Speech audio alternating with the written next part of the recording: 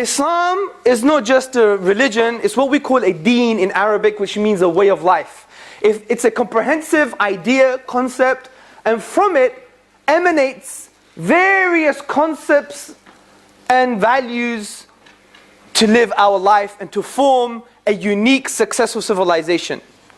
This is why Adam Smith, who is that very funny looking guy at the back of your 20-pound note, who is the 18th century founder of modern economics, he said that if it wasn't for the tranquility of the caliphate, the Islamic governance, the principles of Islam with regards to social political context, if it wasn't for those things, we would never have people within that society to look into the interconnecting principles of nature and develop and facilitate the Renaissance.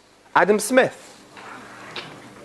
Even Thomas Arnold, a famous historian, he writes, it was Islamic Spain that was the key milestone for the facilitation of the Renaissance, the facilitation for the scientific revolution. So your iPad, your iPhone, what a stupid thing, the iPad. It's in between an iPhone and a laptop. We never really needed it, but they gave it to us, right?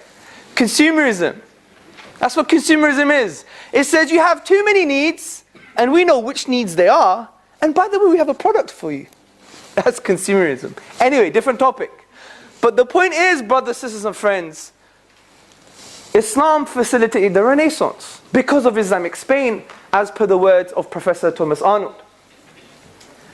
Islamic Spain, when it was taken over by the Christians, particularly Toledo, many of the Western scholars, they traveled to Islamic Spain, or what was Islamic Spain, and what did they find? They found libraries, they found literature, they found analytic material, they found scholarship, which resulted from the social political principles that Islam taught its rulers, so they can apply within that environment, so they could produce these works. And we have, for instance, Andalus of Bath and Daniel of Morley, two amazing English scholars, of which traveled to Toledo, took the Arabic manuscripts that came as a result of the Islamic principles to develop that amazing environment for the cultivation of the sciences, and they took it back to England. And what did they form, people? Oxford University. Your first choice, by the way.